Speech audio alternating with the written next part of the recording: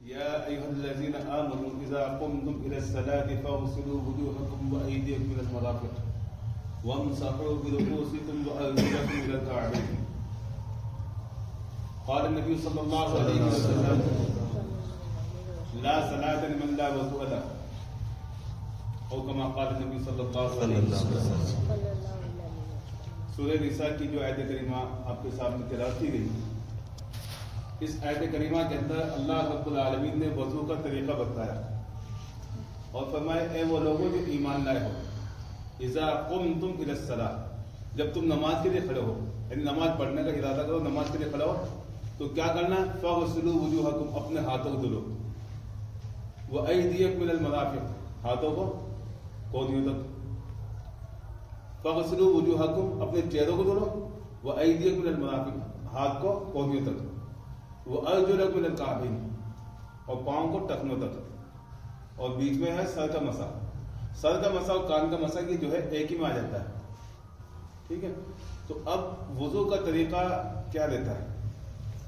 سب سے پہلے جانیں کہ جب بھی ہم نماز پڑھیں تو نماز کے لیے وضو کرنا لازم ہے.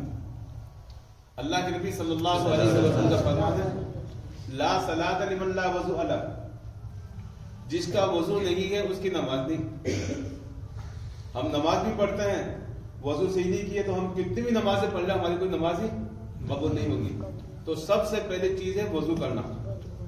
وضو کس طریقے سے کی جائے یہ اللہ نے بتایا ہے، اور اس کی تشریح اللہ کے نبی صلی اللہ علیہ وسلم نے کی ہے، اور اس کی بڑی فضیلت بھی بیان کی.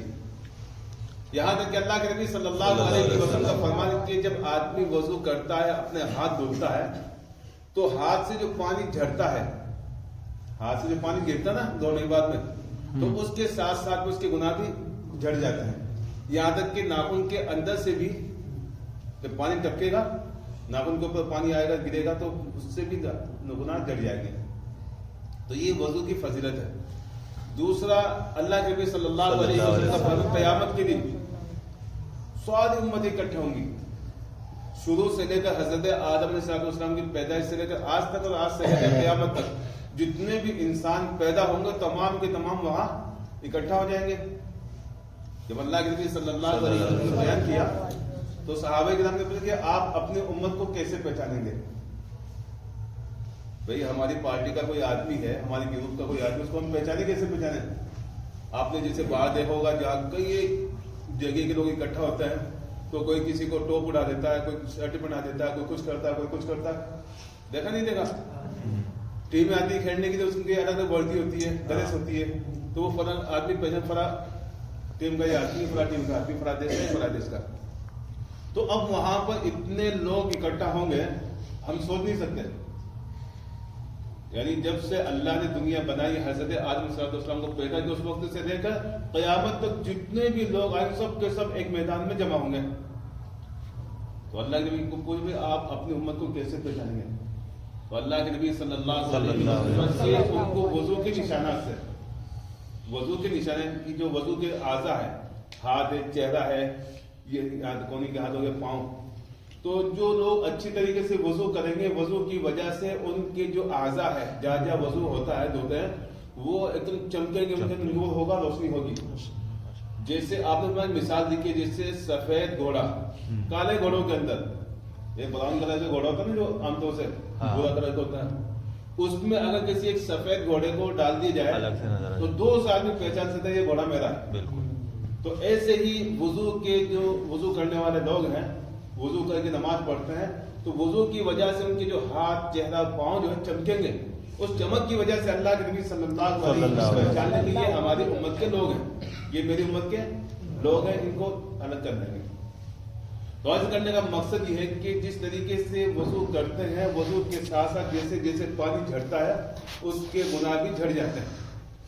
اور ایک وضو سے لے کر دوسرے وضو تک، یعنی ایک نماز پڑھنے کے بعد دوسرے نماز کے درمیان جو گناہ ہوتے ہیں چھوٹے چھوٹے، وہ وضو کرنے کی وجہ سے جھڑ جاتے ہیں، کچھ رہ جاتے ہیں تو باقی نماز پڑھنے کی وجہ سے اللہ معاف فرما دیتا ہے. یہ ہماری ایک خصوصی اللہ نے ایک نعمت رکھی ہے کہ ہم گناہ بھی کریں، لیکن گناہ کرنے کے بعد جب ہم وضو کریں گے، نماز پڑھیں گے، اس سارے سامنے گناہ معاف ہو جائیں گے اور مٹ جائیں گے. تو وضو کا طریقہ کیا ہے؟ سب سے پہلے ہم بسم اللہ پڑھیں گے. بسم اللہ الرحمن الرحیم پڑھیں گے. یعنی ہم جب بھی کوئی کام اچھا کریں گے تو اس میں بسم اللہ پڑھیں. ایسے ہی وضو میں ہے بسم اللہ. ٹھیک ہے. پھر اس کے بعد میں اگر ڈبہ ہے تو اس کو بائیں جانب رکھنا ہے. ڈبہ اگر لوٹے سے یا کوئی ڈبے سے وضو کرے تو بائیں جانب, یا پھر ٹوٹی سے کرے تو اس میں اس بات کا دھیان رکھیں پانی زیادہ نہ جائے. ٹوٹی کو فل نہ کر کے کم کھولیں. پانی کا بھی ہمیں حساب دینا ہوگا. ایک حدیث کے اندر اللہ کے نبی صلی اللہ علیہ وسلم کہ جب تم بہتی ندی پر بھی اگر وضو کرو تو وہاں بھی پانی بیکار مت کرو. اب ظاہر سی بات ہے پانی بغیر ہم وضو کر رہے ہیں تو پانی تو اپنے حساب سے جائے گا, لیکن جو ہم پانی استعمال کرتے ہیں وہ تھوڑا ہو اور وہاں بیٹھ کے نہیں کہ بس رگڑتے رہے میل بھی اتارے وہیں پانی سے کرے, تو یہ نہیں ہونا چاہیے. وضو کرے تو پانی کم استعمال کریں, ٹوٹی ہلکی کھولے. اس سے کیا ہوگا فائدہ, تو پانی کم خرچ ہوگا, دوسرا چھینٹیں نہیں لگیں گے. ابھی جیسے سردی کا موسم ہے, ٹوٹی آپ نے فل کھول دی, پریشان کے ساتھ پانی آپ چھینٹے لیں گے تو آپ کے کپڑے بھی گیلے ہو جائیں گے. آپ کے پڑوس میں دوسرا آدمی کوئی وضو کر رہا ہے تو اس کو بھی تکلیف ہو, اس کا بھی کپڑا گیلا ہو سکتا ہے. اس لیے پانی کو ٹوٹی کو کم کھولیں. عام طور سے ہم جو ہے وضو کرتے ہیں تو ٹوٹیوں سے کرتے ہیں مسجد میں, گھروں کے اندر بھی جیسے ٹوٹی لگی ہوئی ہے, واش بیسن لگے ہوئے ہیں, تو اس میں جو ہے پانی کم خرچ کریں. تو بسم اللہ پڑھیں گے اور پھر یہ جو اپنا ہاتھ ہے ٹوٹی کے نیچے لیں گے اور اس کو اس طریقے سے دھلیں گے. یہ پورا ہاتھ, یہ جو ہلا نا پہنچا یہاں تک, گٹا بولتے پھر یہاں تک جو ہے پورا ہاتھ کو اچھی طرح سے 3 دفعہ دھلیں گے. کتنی دفعہ؟ 3 دفعہ. امام بخاری رحمۃ اللہ علیہ اس حدیث کو لائے کہ وضو مدد باب الوضو مدد باب الوضو 3 مرات. وضو کے اندر 1 دفعہ دھونا یہ فرض ہے اور 3 دفعہ دھونا سنت ہے. اگر کسی آدمی نے جس سے پہلے ہاتھ پاؤں دھل دے پھر وضو بنا رہا ہے تو 1 دفعہ میں اگر اس کے ہاتھ پاؤں دھل جاتے تو کافی ہے. 1 دفعہ میں سوکھا رہ جاتا ہے تو دوسرے دفعہ دھلتا ہے, اور 2 میں بھی نہیں دھلتا تو پھر تیسری دفعہ مطلب 3 سے زیادہ وضو میں اسراف میں فضول خرچی ہے اور یہ وضو صحیح نہیں ہوگا آپ کا. تو یا تو 1 دفعہ دھلے یا 2 دفعہ یا 3 دفعہ. بسم اللہ کہتے ہیں, پانی لیا اور اس طریقے سے پورے ہاتھ کو یہاں تک دھل لیں گے. پھر پانی لیں گے, پانی لیں گے کلی کریں گے, منہ میں پانی ڈالا اور انگلی دونوں سائڈ میں کریں تاکہ کھانے کے بعد کچھ ریشے رہ جاتے ہیں وہ صاف ہو جائے. کئی دفعہ رہ جاتے تو آدمی کیا ہوتا ہے نماز پڑھ رہا دانتوں سے نکالا پھر وہ کرتے ہوئے غلط. پانی جو ہے منہ میں ڈالا اور اچھی طریقے سے کلی کرے 3 دفعہ. پھر پانی لے دوبارہ اور ناک میں چڑھائے, کیونکہ یہ جو نرم حصہ ہے, یہ نیچے کا جو نرم حصہ ہے, اوپر ہڈی دیکھو سب ٹائٹ ہے, نیچے جو ہے نا یہ جو پھولا ہوا ہے یہ نرم ہوتا ہے, تو یہاں تک پانی چڑھائے اور بائیں ہاتھ سے اس کو صاف کرتے ہیں. بائیں ہاتھ سے 1 دفعہ بنی ہوئی آپ کی ناک صاف, جیسے زخم لگا ہوا ہے یا کچھ ہے, مٹی زیادہ دودھ میں کام کیا آپ نے تو پھر دوبارہ پانی لیں اور اس کو جھاڑ دیں. پھر تیسری دفعہ پانی لیں اور پھر جھاڑ دیں. سمجھ میں آئی بات؟ 3 سے زیادہ نہیں کرنا. 3 سے زیادہ نہیں کرنا. اگر آپ کو کوئی تکلیف ہے, کوئی بیماری ہے, کوئی مطلب مٹی دھول میں تو آپ پہلے ویسے منہ ہاتھ دھل لیں. وضو میں 1 دفعہ 2 دفعہ اور لاسٹ میں 3 دفعہ, 3 سے زیادہ نہیں. پھر جو ہم چہرے کو دھلیں گے, پانی دیا اور اس طرح سے دیکھو میری طرف دیکھو, پانی لیا ایسے, ٹھیک ہے. تو یہ یہاں سے یہ پورا جو حصہ نا پیشانی بولتے اس کو کیا بولتے ہیں, ماتھا بھی بول دو, پیشانی بول دو, اردو میں پیشانی. تو یہاں سے لے کر کے اور نیچے تھوڑی جو نا اس کے نیچے تک اس طرح سے. اب جس کا ہماری جیسے داڑھی ہو تو کیا کرے گا خلال, اس کو بولتے ہیں خلال, یہ کرتا ہے. حدیث کے اندر ہے کہ وضو کرتے سمے 1 بال کے برابر بھی جگہ خشک رہے گی, اس کا وضو نہیں. بال کتنا موٹا ہے, ایک دم باریک ہے نا, اگر بال کے برابر بھی جگہ خشک رہے گی, چہرہ دھلا اور یہاں سے معمولی سا جگہ خشک رہے گی, وضو نہیں ہوگا. تو اچھی طریقے سے یہاں سے پانی لے اور اس کو دھلے, ایسے رگڑ لیں. پھر پانی لیا پھر لے کر لیں. 3 دفعہ پانی لے کے ہم کریں گے. اب جس کے داڑھی ہو اس حساب سے پانی لیں, پانی تاکہ اندر جو ہے جڑوں تک پانی پہنچ جائے. اب جیسے ہماری داڑھی ہے, پانی ایسے لیں گے تو پانی نہیں جائے گا اندر, پانی دفعہ میں اندر نہیں جائے گا. تو اس کو ہم اس طرح سے کر لیں, 1 دفعہ میں 2 دفعہ میں کر لیں اور پھر ایسے کر لیں تو یہ پانی جو ہے اندر تک پہنچ جائے. 3 دفعہ. جب سامنے سے یہاں سے لگا یہ کان کے جو ہے نا لوگ دیکھو نہیں یہاں تک, انگلی دیکھو میری بالکل آدھی نا, تو یہاں سے یہاں تک پانی پورا لینا ہے, ٹھیک ہے. پھر پانی لیں گے, اس کو یہاں تک جو ہے ये कोनी आ गई, कोनी सी बोलते हैं ना, हाँ यहाँ तक पानी लेंगे, उसको अच्छी तरह से रगड़ के धुल लेंगे। एक दफा में धुल गया ठीक नहीं, 2 दफा में, लास्ट 3 दफा, इससे ज्यादा नहीं। फिर बायां हाथ लेंगे, पानी लेंगे और इसको अच्छी तरीके से धुल लेंगे, ठीक है। फिर उसके बाद में हम करेंगे मसा। इसमें सबसे गड़बड़ इसमें मसा जो करते हैं ये सही नहीं करते हैं। बाल हमारे लंबे है या हमने अच्छे से उसको बालों को बा करके आए, कंघा करके आए, तो सोचते कि वजू करें, मसा करेंगे तो बाल सेटिंग खराब हो जाएगी, तो वो मत सोचो।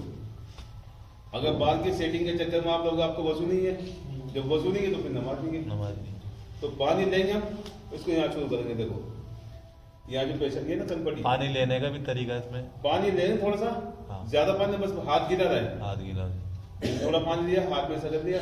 अब यहाँ जो कनपटी है इस पर अंगूठा रखेंगे और ये जो उंगली है ना मिलाएंगे, इसको मिलाने से तो पूरा जाएगी पीछे। बुद्धि है ना, ये बुद्धि, तो वापस इसको ऐसे घुमाएंगे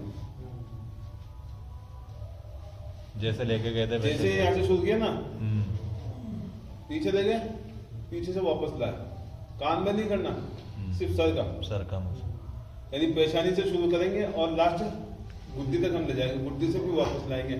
अब किसी के बाल अगर कंघा कर गया, सेटिंग कर गया, तो वो बाल बिक जाएंगे, उसकी परवाह मत करो, ठीक है।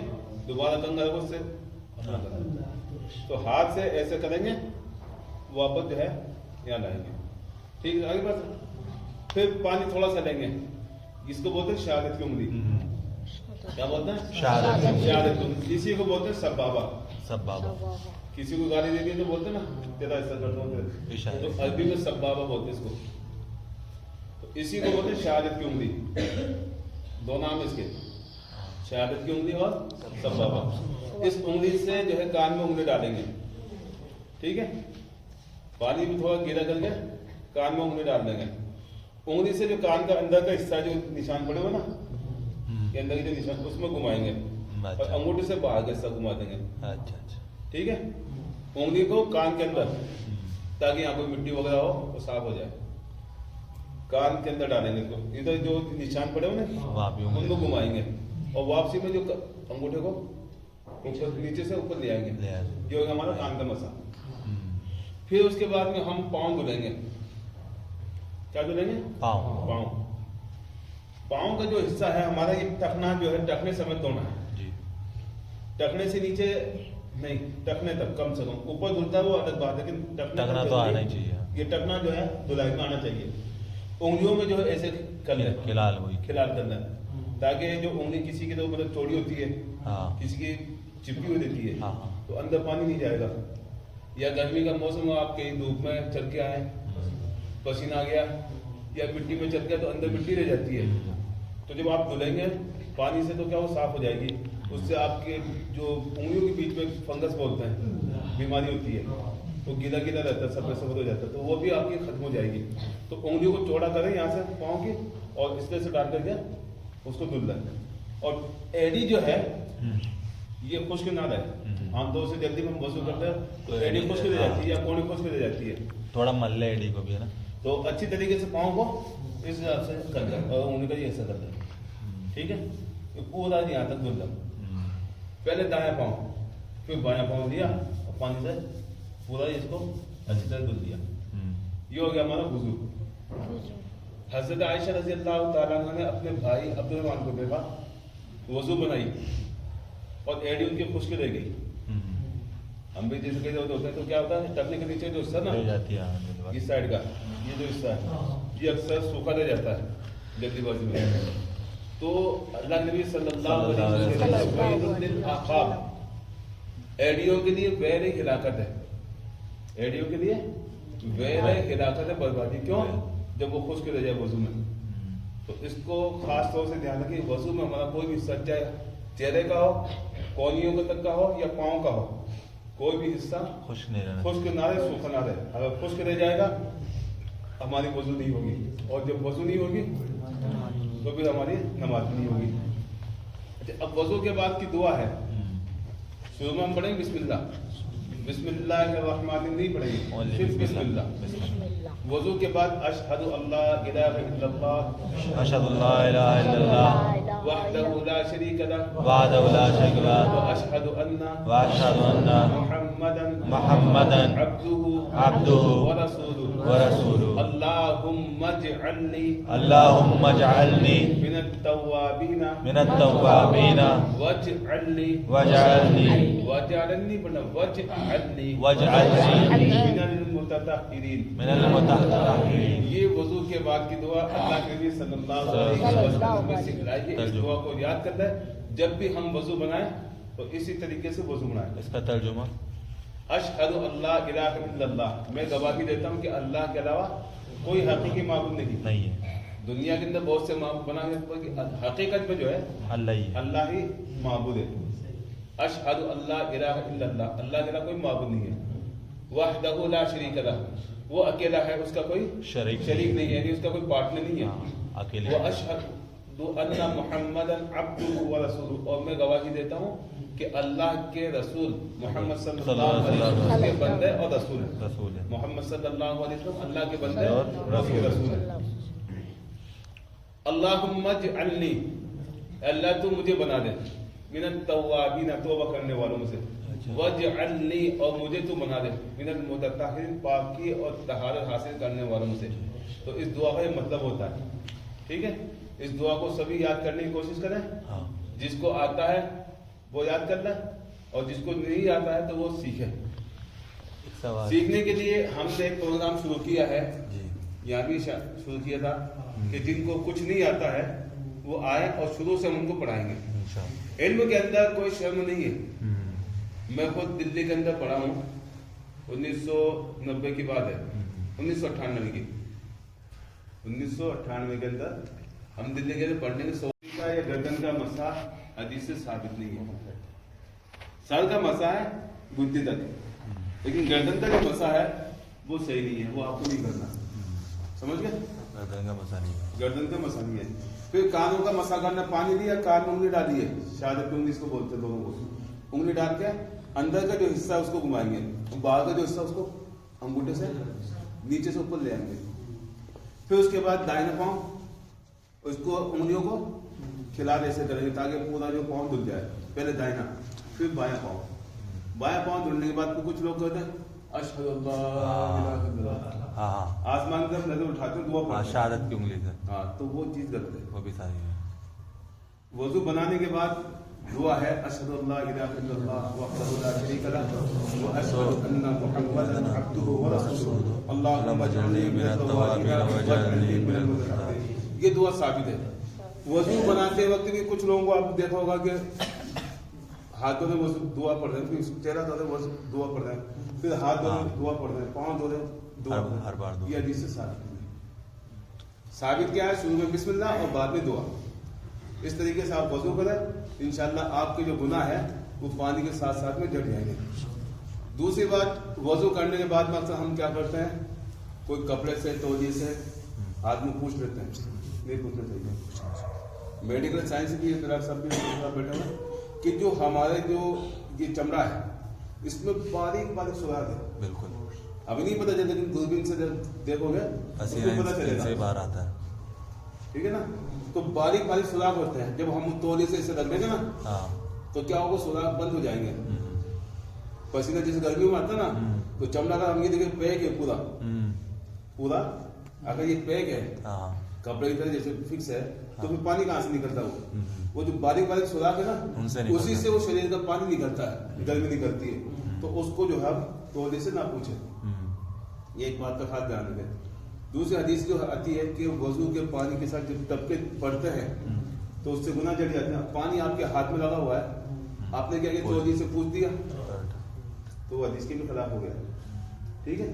तो जब भी आप वजू बनाए, चाहे सर्दी हो गर्मी हो, वजू बनाने के बाद में अपने हाथों को, चेहरे को, पाँव को कभी भी तो कपड़े से, तौलिए से ना पूछे। बहुत सी मछली तौलिए लटके रहता है, अब उसी से जो भी हालत पूछ रहा तो वैसे भी उसमें कीटाणु हो जाता है, खत्म हो जाती है, बीमारी हो जाती है। तो इससे जो बचे और जो तरीका हमने आज आपको बताया उस तरीके को फॉलो करें, उसको अपनाएं और उसी पर अमल करें।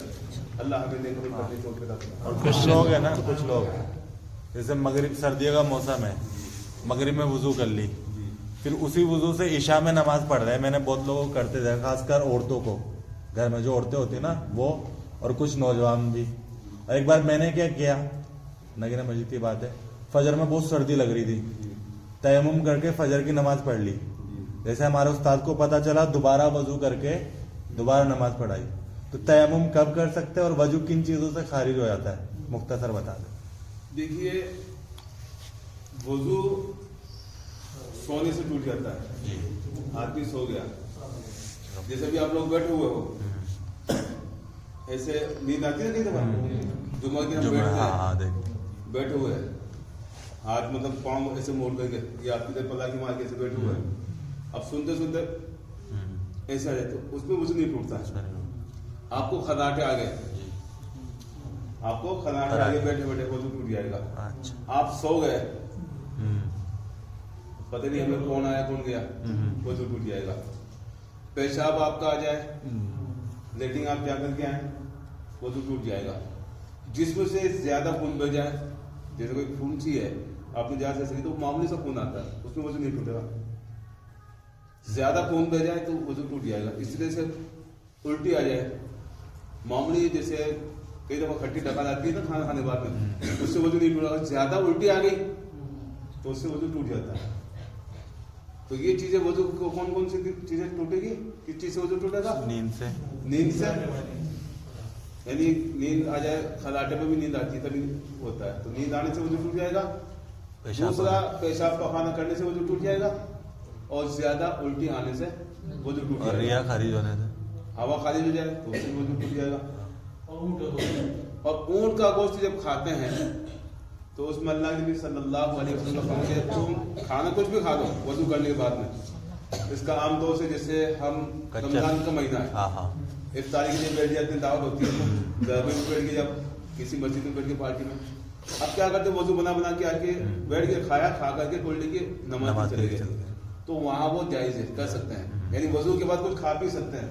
प्याज, ऊंट का गोश्त अगर आपने खाया है तो फिर आपको दोबारा वजू करनी पड़ेगी। और प्याज, लहसुन, लहसुन और प्याज, ये दो चीजें हैं अल्लाह के नबी सल्लल्लाहु अलैहि वसल्लम की दो चीजें खा करके, कच्चा लहसुन और कच्चा प्याज, ये खा करके मस्जिद में ना हो, क्योंकि कच्चा प्याज और लहसुन खाएंगे तो उससे बू आती है, स्मेल आती है, और उससे फरिश्तों को भी तकलीफ होती है। इसलिए बेहतर है कि आदमी नमाज के टाइम में, नमाज से पहले उसे ना खाए, खाना हो तो उसे पका करके खाए, कच्चा ना खाए। मूली खाए तो उसके बाद में आप इस बात का ख्याल रखिए कि उसकी डकार ना आए, और डकार आने लाजिमी है, तो उसके लिए एक बेहतर तरीका है कि थोड़ा आप गुड़ खा लें। ये गुड़ आता है ना, वो गुड़ खा ले, उससे आपकी जो डकार है उसमें जो स्मेल आती है वो आती है, वो नहीं आएगी इंशाल्लाह। तो मूली अभी आपको खाना है तो नमाज के पहले खाए या नमाज के बाद में खाए, नमाज के एंड टाइम पर ना खाए। जैसे भी अजान होती है 1:45 बजे, आपने 1:45 बजे 12:30 बजे बैठ के खाना खाने के लिए, तो उस टाइम पर मूली ना खाए, बाद में खाए। मूली ये हलाल है, खा सकते हैं, लेकिन इसकी जो डकार आती है इसको खत्म करने के लिए आप गुड़ का इस्तेमाल कर ले, गुड़ खा ले थोड़ा सा, इंशाल्लाह जो है वो नहीं आएगी। जैसे मगरिब में वजू कर ली और ईशा तक, अब एक वजू से हम कई नमाजें पढ़ सकते हैं या नहीं? हाँ बिल्कुल। जोहर में वजू किया, उससे असर की नमाज पढ़ ली, या असर में वजू किया, उससे मगरिब की नमाज पढ़ ली, मगरिब में वजू किया, उससे ईशा की नमाज पढ़ ली। अगर आपकी हवा खारिज नहीं हुई, ध्यान रखना, वजू आपने कर लिया, हवा खारिज हो गई आपकी, पेशाब कर दिया, लेटरिन चले गए, आप सो गए, तो जब वजू टूट गया आपको, आप सोए नहीं, नींद नहीं है आपको, आपने पेशाब भी नहीं किया, लेटरिन भी नहीं किया, आपकी हवा भी खारिज नहीं हुई, तो फिर आपका वजू है, आप उसी वजू से नमाज पढ़ सकते हैं। अगर आप नया वजू कर लेते तो बेहतर है, ठंडी का मौसम है या पानी नहीं मिल रहा है, तो आप एक वजू से 2 नमाज 3 नमाज पढ़ सकते हैं। दूसरी बात, वजू के कायम मुकाम में तयम्मुम, पानी जब हमें मिलता है तो हमें वजू करना है, पानी नहीं मिलता है तो फिर तयम्मुम है। बीमार होने की हालत में, जैसे ऐसी बीमारी हो, पानी, बीमारी का अंदेशा, बीमारी का अंदेशा हो, हाँ सूरह निसा में है हाँ वइन कुंतुम जुनुबन फत्ताखरू वइन कुंतुम मरज़ा अव अला सफरिन अव जाअ अहदुम मिनकुम मिनल गाइत अव लामस्तुम निसा फलम तजिदू माअन फतयम्ममू सईदन तय्यबा। ये सूरह निसा की आयत है। वजू का तरीका पहले बता कि वजू करो। वइन कुंतुम जुनुबन फत्ताखरू, अगर तुम जुनबी हो गए तो फिर क्या करो, बाकी हासिल करो। जुनबी का मतलब हो कि नाइट फेल हो जाए। हम सोने दिन में भी हो सकता है, रात में भी हो सकता है कि आदमी ख्वाब देखता है, उससे जो शर्मगाह है वहां से पानी निकल जाता है, जिसको मनी बोलते हैं। अगर वो खारिज हो गया तो आपका नहाना आपको वाजिब हो गया, फर्ज हो गया। वइन कुंतुम जुनुबन फत्ताखरू, जुनबी हो गए तो फिर आपको तारा। ऐसे ही बीवी से हम बिस्तरी कर ली तो उसके बाद भी गुस्ल करना वाजिब हो जाता है। वइन कुंतुम जुनुबन फत्ताखरू वइन कुंतुम मरज़ा अव अला सफरिन, अगर तुम बीमार हो या सफर में हो, अव जाअ अहदुम मिनकुम मिनल गाइस, या तुम पेशाब पखाना करके आओ, अव लामस्तुम निसा, या औरतों से तुम मिले हो, फलम तजिदू माअ, तुम पानी नहीं पाओ, पानी तुम्हें मिले नहीं, फतयम्ममू सईदन तय्यबा, तो पाक मिट्टी से तयम्मुम करो। अब तयम्मुम का तरीका क्या है, वजू से अलग है, बिल्कुल वजू से अलग है। लेकिन इसमें भी दुआ वही पड़ जाएगी, बिस्मिल्लाह, जैसे वजू में पढ़ते बिस्मिल्लाह वैसी, और वजू के बाद जो दुआ पढ़ते वही तयम्मुम के बाद भी दुआ पड़ी जाएगी।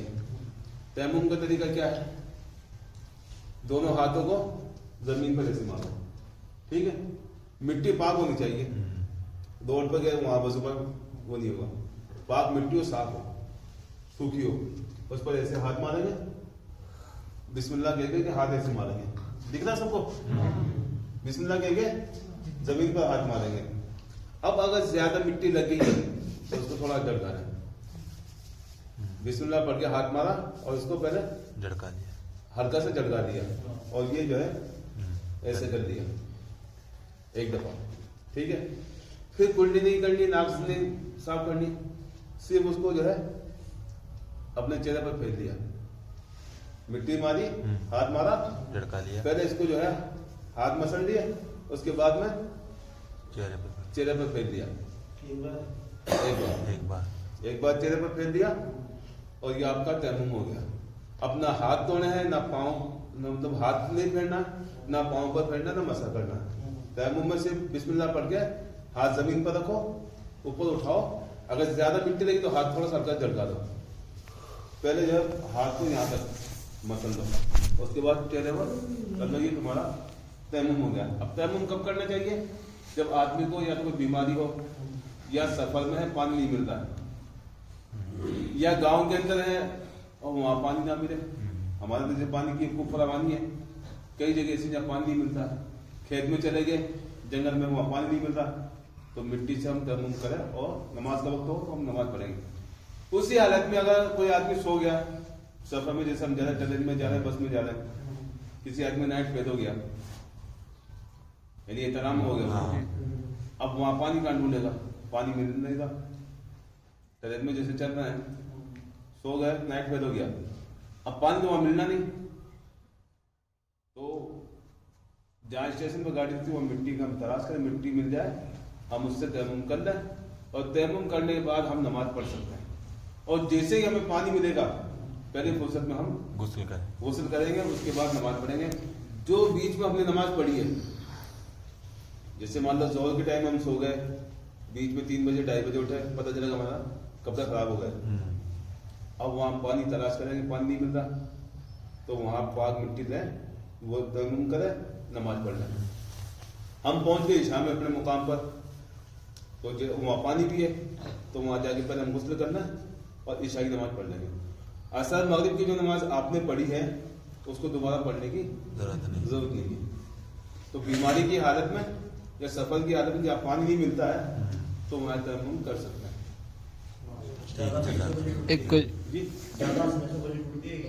ज्यादा हंसने से कुरान के अंदर फल्यज़हक़ू क़लीला वल्यब्कू कसीरा, तुम्हें चाहिए कि ज्यादा मत हंसो, दिल मुर्दा, कम हंसो और ज्यादा रहो। ज्यादा हंसना दिलों को मुर्दा कर देगा, हदीस में आता है। तो हमें कोई बात हो तो कम हंसे और ज्यादा रहो। क्यों कि अगर ईमान वाला बंदा اللہ سے ڈرے گا اور قیامت کا منظر اس کے سامنے ہوگا تو وہ ہنسے گا نہیں. سورہ قاف، سورہ دہر، سورہ قیامہ، کئی ایک صورتوں اللہ نبی صلی اللہ علیہ وسلم کے نام لے کے فلاں فلاں صورتوں میں مجھے بوڑھا بنا دیا، یعنی ان میں قیامت کا ذکر ہے. اور جب کہ میں ان کو پڑھتا ہوں، اس کے بارے میں سوچتا ہوں تو مجھے جو ہے رونا آتا ہے اور میں کمزور ہو جاتا ہوں. تو اس لیے ہنسنا کم چاہیے اور رونا زیادہ چاہیے. ایک بات ہو رہا ہے کوئی وضو سے ہے گالی بولتے جی بد کلامی کرتے تو اس کا کیا مطلب؟ دیکھیے، وضو کے بعد ہو یا وضو سے پہلے ہو، کسی کو گالی دینا یہ اسلام ہمیں منع کرتا ہے. اسلام نے کسی کو گالی دینے سے منع کیا اور کہا سباب المسلم فسوق. ایک مسلمان کو گالی دینا فسق ہے، یعنی فاسق ہے، وہ فالتو ہے، غلط کام ہے. تو گالی سے بچنا چاہیے. اور اگر وضو کے بعد میں اس نے گالی دی ہے تو ظاہر سی بات ہے کہ جس کو گالی دی ہے تو وہ اس پر جھوٹا الزام لگا رہا ہے، کس کو کہا کہ تو ایسا ہے. تو جھوٹ بولنا یہ غلط چیز ہے اور اس کے بعد بہتر ہو کہ وضو کو نہ کرے اور وضو کے بعد میں آدمی فضول باتیں نہ کرے. ایک کوشچن تھا میرا. پیشاب کرنے کا طریقہ بڑے بڑے لوگ میں نے دیکھا ہے کھڑے ہو کے پیشاب کرتے ہیں، نہ مطلب کوئی پانی وانی بھی نہیں لیتے، نہ کوئی استنجا کرتے ہیں. یہ سورج سے وہیں سے کرتا ہوگا تو پھر بتاؤ. دیکھیے، پیشاب کرنے کا طریقہ قرآن کے اندر ان اللہ لا یستحی من الحق، ان اللہ لا یستحی من الحق، اللہ تعالیٰ حق بات کہنے سے نہیں شرماتا ہے. اللہ کے نبی صلی اللہ علیہ وسلم نے بھی ہمیں پیشاب پاخانہ کرنے کے لیٹنگ کرنے کے طریقے بتلائے. کسی نے ایک یہودی نے اعتراض کی کہ تمہارا نبی کیسا ہے جو تمہیں چھوٹی چھوٹی باتیں اور ایسی سی باتیں بتاتے ہیں. انہوں نے کہا کہ ہمارے نبی نے تو ہمیں پیشاب کرنے اور پخانہ کرنے کا طریقہ بھی بتلایا ہے. تو پیشاب کرنے کا طریقہ یہ کہ آدمی بیٹھ کے پیشاب کرے. پہلی بات کیسے کرنا ہے؟ بیٹھ کے. دوسری بات یہ کھڑے ہو کے پیشاب نہ کرے، کھڑا ہو کے پیشاب بالکل بھی نہ کرے. ہاں کہیں ایسی جگہ آ جائے کہ جہاں پر آپ کھڑے ہو بیٹھ کے پیشاب کرنا آپ کے لیے ممکن نہ ہو، پیشاب بیٹھ کے کرنا آپ کے لیے بہت ہی تکلیف دہ ہو، تو وہاں پر آپ کھڑے ہو کے پیشاب کر سکتے ہیں. جیسے آپ جائیں گے سفر میں، اسٹیشن پہ، بس اسٹینڈ پہ یا اور کسی جگہ پیشاب گھر بنے ہوئے ہیں. اب وہاں جو بھی آتا ہے کوئی ادھر پیشاب کرتا، کوئی ادھر کرتا، کوئی ادھر کرتا. اب آپ بیٹھ کے کریں گے تو آپ کے کپڑوں پر بھی جو ہے نیچے ٹکنے کا ڈر ہے، آپ احتیاط کریں. لیکن اگر بچنے سے آپ کا یہ ہو کہ ہم بچ نہیں پائیں گے تو وہاں ایسی حالت میں آپ اس حساب سے پیشاب کے چھینٹے آپ کے کپڑوں پر نہ لگے. پیشاب کرتے وقت پیشاب کی جو جگہ ہے اس سے پانی سے اچھی طرح دھل ہے.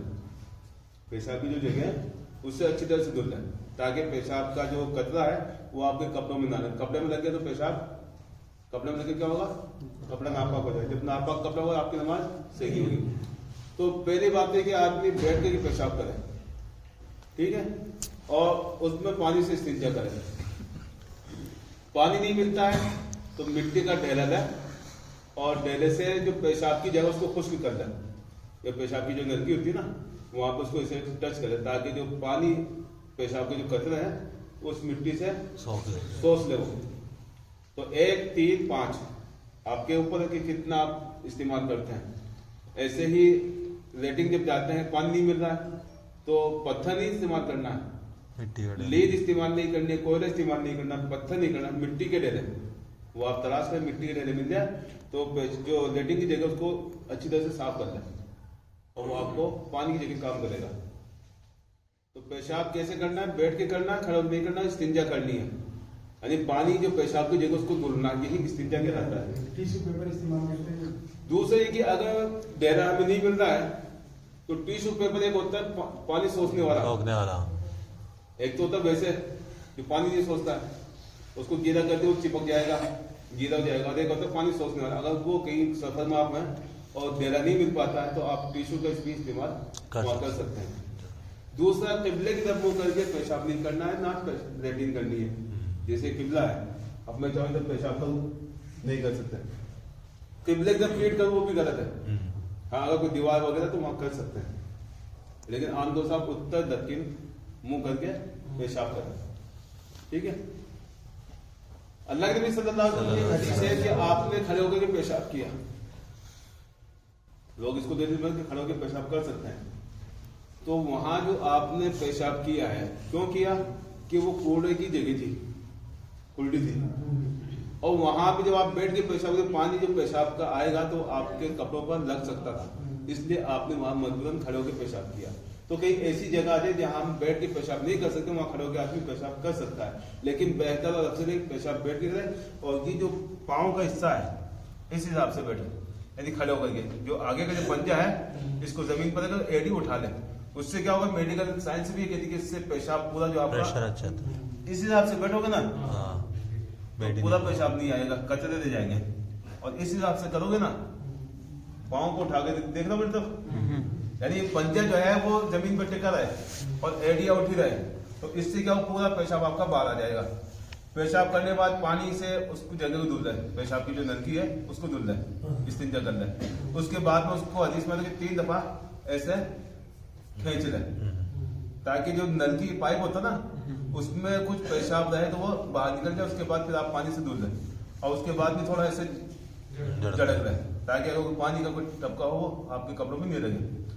और इसी के भी पेशाब पे हम खड़े हो गए, अब बाद में दिखने उसके बाद गीला हो रहा है, उसके बाद कतरा पता नहीं कि पानी का गीला है या पेशाब का गीला पेशाब का है, गीला शक हो गया ना, बिल्कुल। तो वजू के बाद में पानी लेकर के थोड़ा सा ऐसे छिड़क दे, ये जो बैठे जो है ना इसको मैनी बोलते हैं, वहां पे पानी लेकर थोड़ा सा ऐसे छिड़क दे, ताकि अगर आपको शक हो कि पानी का है या पेशाब का है तो आपके छींटे मारने जैसे से वो पाक हो जाएगा, आपका जो गलत फहमी है वो खत्म हो जाएगी। बहुत बढ़िया, ये इतनी अहम बात बताई बहुत है, अहम बात है, बहुत जो आपको किताबों में नहीं मिलेगी। ढूंढना भी जरूरी एक क्वेश्चन था मेरा कि बनियान पहन के या नंगा होके कोई वजू कर सकता है? है। बाथरूम में करते गुसल कर रहा है उसी टाइम पे। नहीं, बिना गुसल के बात कर रहा हूँ। सतर जो है मर्द का नाप से लेकर के घुटनों तक है, नाप से लेकर घुटनों तक है। अब आपने वजू गुस्ल किया तो बेहतर कि सारे कपड़े ना उतारे, चड्डी पहन लिया तो या लुंगी पहन लिया या कोई टुवाल वगैरह बांध लिया, उसके बाद नहाए। नहाने के बाद आप वजू करते हैं तो बनियान आपने भी पहने नहीं है, आपने लुंगी चेंज कर दी, लुंगी चेंज करके आप वजू बना सकते हैं। नाप से लेकर घुटनों तक ये पर्दे में आता है मर्द का। अब नमाज हम बनियान में पढ़े या ना पढ़े, एक तो बनियान आती है यहाँ तक की जिसको फुल बाजू बोलता है, एक आती है सेंटो जो आती है जैसी उस हिसाब से आती है पूरा ये बगल निकलता पूरा रहता है, तो सेंटो बनियान के अंदर बिल्कुल नमाज मत पढ़ना। अल्लाह के नबी सल्लल्लाहु अलैहि वसल्लम का फरमान है ला तुजज़िउ सलात लैसा आतिकी अला शै, आतिक बोलते हैं अरबी के अंदर कंधे को, कि उस आदमी की नमाज काफी नहीं होगी जिसके कंधे पर कोई चीज ना हो, यानी कंधे पर जो है कपड़ा होना चाहिए। तो इससे अगर बाजू वाला बनियान हम पहने हैं या जैसे सफारी सूट पहने हैं या टी शर्ट पहने हैं तो वो यहाँ तक का है, कंधा हमारा ढका हुआ तो नमाज उसमें हो जाएगी। लेकिन बेहतर और अफजल ये है, कुरान के अंदर है खुज़ू ज़ीनतकुम इंदा कुल्ली मस्जिद, जब मस्जिद में जाओ तो जीनत को अपनाओ। जैसे हम ससुराल जाते हैं या किसी अफसर के पास जाते हैं तो बढ़िया से कपड़े पहन के जाते हैं। टोपी को भी जीनत में बताया गया, टोपी को भी जीनत पे है, इसी वजह तो अच्छे कपड़े पहने, पाको साफ हो, और फिर उसके बाद हम मस्जिद में जाए। अब मजबूरी है, कोई जैसे गैरेज में काम कर रहा है, अब उसको नमाज पढ़नी तो वो कपड़े चेंज करेगा तो पूरे उसके काले हो जाएंगे, तो वो उसी कपड़ों में नमाज पढ़ सकेंगे। यहाँ तक का होना चाहिए कम से कम, कंधे पर जो है ढक होना चाहिए। और दूसरा हाथ जो हम पैंट पहनते हैं इसके अंदर भी एक तरह से नमाजी होती है, सतर पीछे का सतर नहीं, यहाँ से नाप से लेकर के पेट का पीछे नाप, ठुंडी जिसको बोलते, ठुंडी से लेकर के घुटना, ये सतर में आता है। अब हम रुकू कर रहे हैं तो पीछे का जो हमारा हिस्सा है ये पूरा खुल जाता है, या तो उसमें लंबा शर्ट हो,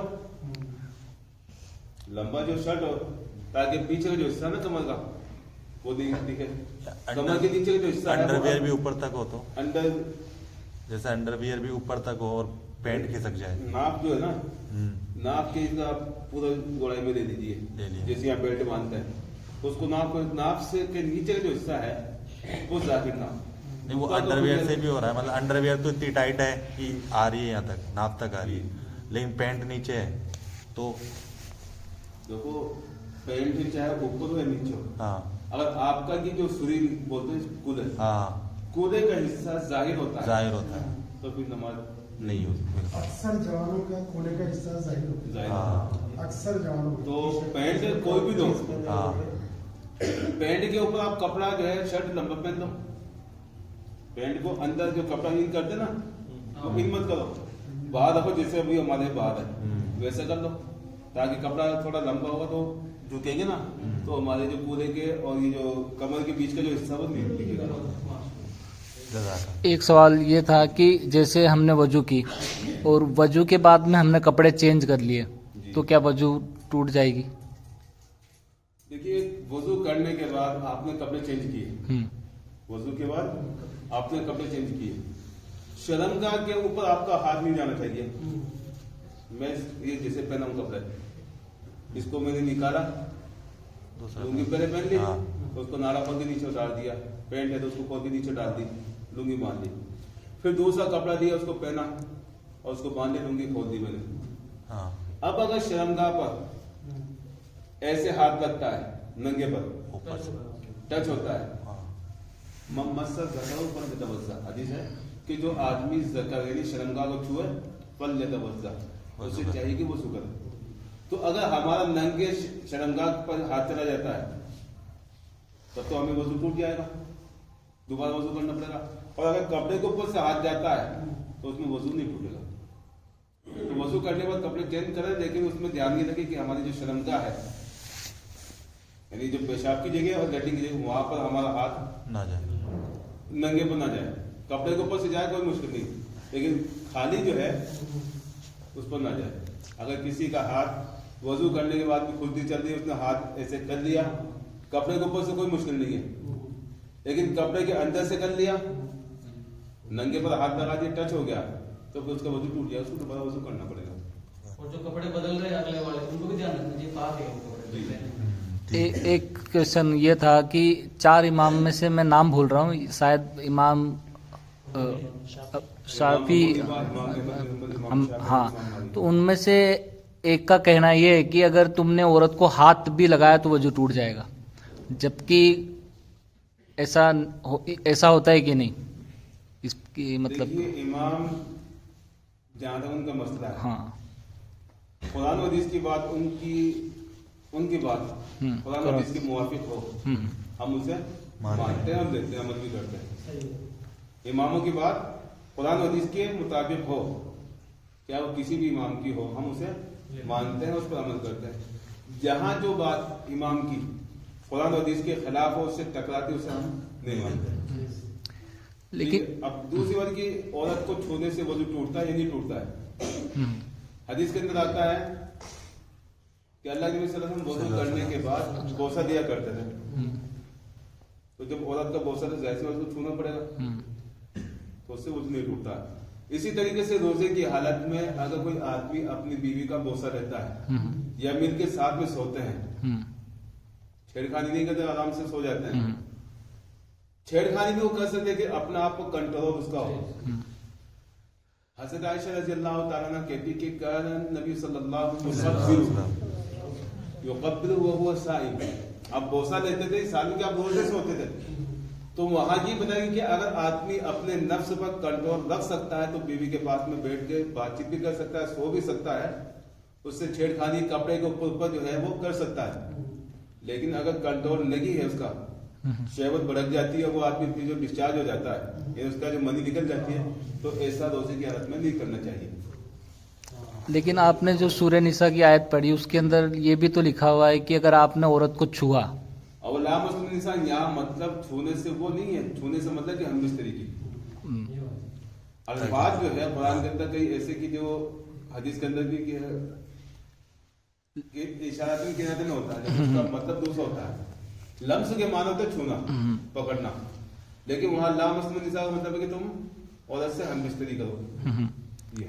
लेकिन अगर उस चीज को इमाम ने समझा, मतलब उन इमाम जो कि उस दौर में थे, तो उन्होंने कुछ अच्छा ही समझा होगा अपन इस दौर में, तो क्या ये बात मतलब दुरुस्त है कि मतलब उनका कौल हम जो है इस्लाम मनहज सलफ सलफ ने जिस तरीके से समझा है उसी तरीके को हमें अपनाना चाहिए। हम अपनी समझ से नहीं कर सकते।